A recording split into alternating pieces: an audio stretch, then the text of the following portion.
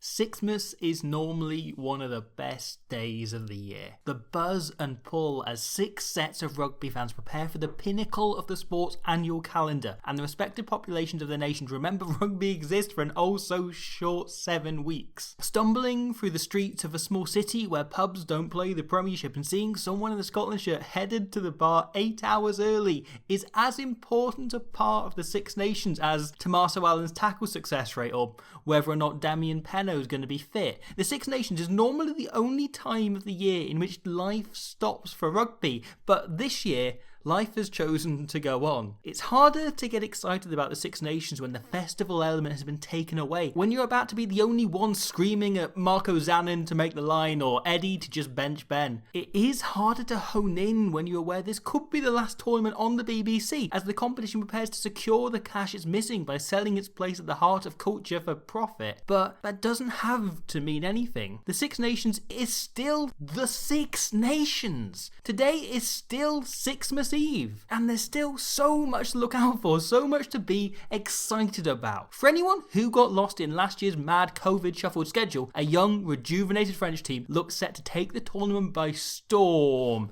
They beat an England side fresh off the World Cup final first up, they won in Cardiff for the first time in 10 years, and then they kind of completely fell apart in Edinburgh. They lost their cool and ultimately the game to an outstanding Scotland team at Murrayfield, leaving the door open for England to sneak in and steal the tournament on points difference in the final weekend. And since then, England have really kicked on, with the emphasis firmly on kicked. Head coach Eddie Jones has been very open about the fact he views this as a 4-year project, culminating in the 2023 Rugby World Cup. And at the minute, he's exclusively developing the team's defence and kicking game. As such, England's patterns in attack haven't really changed since the World Cup, but other teams have identified ways to defend them. Jones claims, and we all know Eddie Jones is a man who would never, ever lie to the press, that this will remain the case until after this coming Six Nations. Instead, England have leaned heavily on a heavy pressure game. Jones did something very similar at this point in the previous World Cup cycle, relaxing the invasion and plotting ahead instead, and it saw England have their worst tournament under his stewardship. But this present team seems far less temperamental. Their ability to carve out a way to win against France in the last game of the Autumn Nations Cup, despite being outplayed for 79 minutes, showed this team is so mentally tough and used to winning, even attacking complacency won't be enough to bring them down. So yeah, I think it's fair to say this year's defending champions will be just that, defending champions, looking to win games based on tackling and pressure like Wales did under Warren Gatland. And speaking of Le Pays de Galles, Wales are almost exactly in the opposite situation. Coach Wim Pivac was appointed last year to succeed maybe the greatest coach rugby's ever seen in Warren Gatland, after guiding the Scarlets to a league title, playing brilliant, thrilling, attacking rugby. And so far, Pivac's attempts to get that kind of rugby off the ground for Wales have been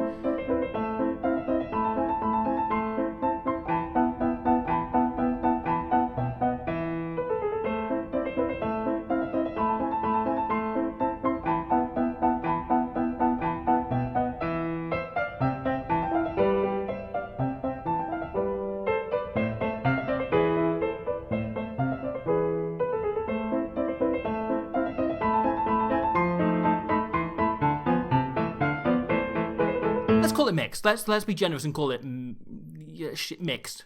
Pre-lockdown, Wales looked like they had all the pieces in place. They just weren't quite clicking all that often. But when they did slot together, it was glorious. This try by Thomas Williams against Ireland was superbly constructed and the exact vision of what Pivac is trying to do. And they also pulled off moments of newfound flair, such as this phenomenal Justin Tipuric try at Twickenham. The kind of thing we never saw under Gatland, but it's come at the cost of almost everything we did see under Gatland, where Wales were hard to beat bastards who ground you down. However, there's cause for hope, as Pivac made an interesting tactical switch in their final game of last year against Italy. Wales under Pivac have played a structure known as the 1-3-2-2, those numbers corresponding to where on the field, width-wise, Wales placed the 8 forwards in their pack when in general open play. So, one forward on the wing, three forwards grouped together in the middle of the pitch, then 2 groups further out towards the far wing. Previously, Wales were using Alan Wynne-Jones, Justin Tipuric and Tulipi Faletau as their furthest out forwards. Faletau and Tipuric are the 2 quickest members of the pack, but really it's about the fact that these 3 are the best passers and offloaders, allowing Wales to create a continuity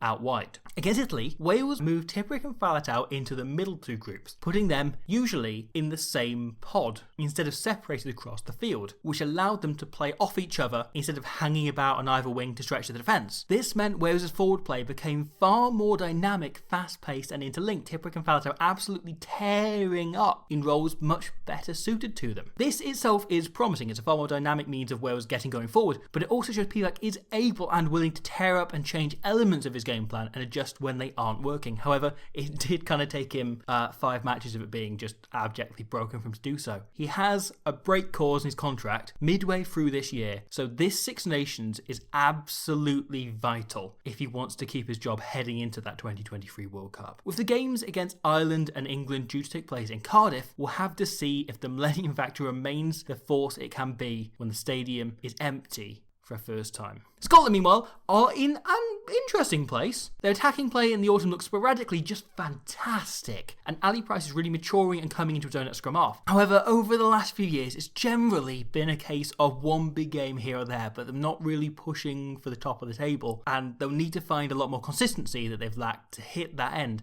However, there is one major trend forming in Scotland play. In the past, the Scots have been the kind of team who needed everything to click, and when it did, Hugh Jones popped up and scored 2 tries against England, and they ran away with it. However, last year, when presented with moments of weakness by both Wales and France, Scotland were able to tear in and take a foothold. Whereas in past, they would have continued to play their own game. Gregor Townsend's team are learning to play to an opposition's weaknesses as much as to their own strengths. And that could be a crucial step in their development towards being a force that might finally challenge for the top of the table. I'd be cautiously optimistic about Scottish, which I'm still very sorry I'm not. Also aiming to improve a second successive mid-table finish will be Andy Farrell's Ireland. Their first year under Farrell was a fascinating mix in the most boring possible way. His goal was to shift how the boys in green play after the super conservative moneyball approach of previous coach Joe Schmidt, and he's been entirely successful in that. Whereas Wales have struggled to adopt a very, very similar 1-3-2-2 structure, Ireland fell into it inside 2 games and have continued to make his tweaks and ideas work really cleanly, and yet the results still fell somewhat flat. 2 good wins over Wales and a very efficient day out against Italy were the highlights, but the flashy new attack still struggled to break down England in either fixture. Farrell's game plan is supposed to create fast forward momentum, but when faced with a defence as good as England's,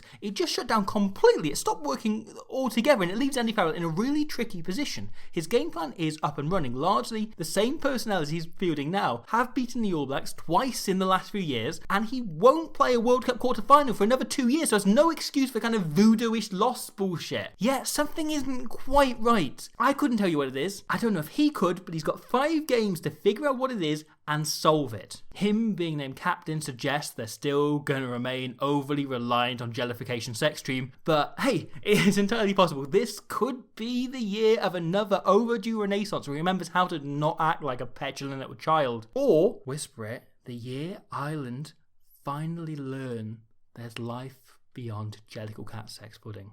Now, we've done it. We got through it. We got the dull old British house out the way. We can finally move on to 2 really exciting teams. France and Italia. What I'm about to say is going to be a strong contender for the most rugby hipster thing to ever come out of the mouth of the man who is literally famous for being a rugby hipster. But the thing I'm most excited about for this year's Six Nations is watching Italy. It might be the first time that sentence has ever been said in English, and it probably says a lot about how Wales are currently playing, but Italy are currently growing and building in a way quite unlike any other team. Despite hailing from a nation known for their fashion, previous Italian teams have always been wearing the previous year's styles. Past Italian coaches have essentially looked at whatever tactics, structures, fitness regimes, the whole setup every other test team is wearing, and just copied them. But, a year down the road, just as they're going out of fashion. Italy have been perpetually a year or so behind the other nations, which isn't bad to say they were introduced to the tournament 117 years in, but it leads to a huge difference on the scoreboard.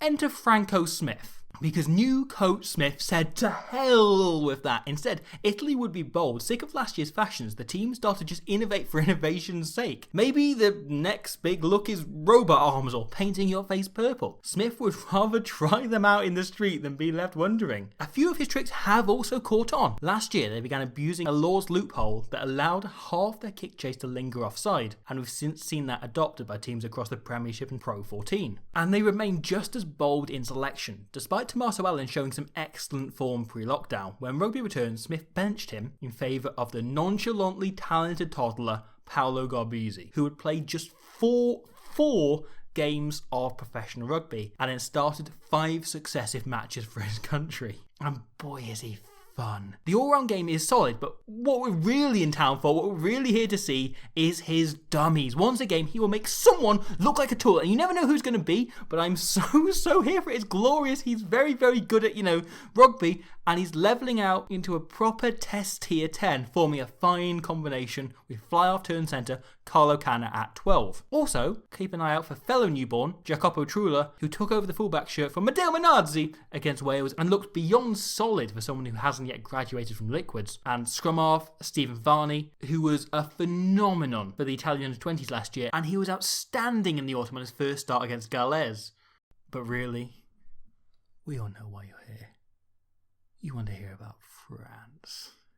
For too long, a turgid team stuck in a pattern of nothing. Last year, French rugby exploded back into being the aggressive orgy of joy we all know it can be. They were exuberant, exciting, willing to play with pace and flair without sacrificing the defence or hard work and grit. Coach Fabien Galtier has reinvented France as a side you can't help but root for, with some of the most exciting young players in the world dotted throughout their 15. They didn't do an official World Player of the Year shortlist for 2020, but I can only imagine that was because they couldn't find 4 others who deserved to be on the list with Antoine Dupont, the French scrum-half who was, simply put, the best player across the globe in 2020. He was just the best player. I'm not even in boring rugby nerd reasons. His rugby IQ and technical aspects of this game are spot on, they're excellent. Everything else is what sets him apart. His sheer raw ability to create, to stun, to tear an opposition team apart when nothing appears to be on is why he has to be the 2021 player to watch from across all 105 rugby playing nations. Star fly half Romain Ntamack is going to miss the first few rounds of the tournament, at least for injury, but that only means we get to double down on the fun by having 2 great young fly halves in Mathieu Jalabert, who used to play a bit like a kid who just downed an entire pack of blue Smarties, but now plays more like a Test Caliber 10 who just downs an entire pack of blue Smarties,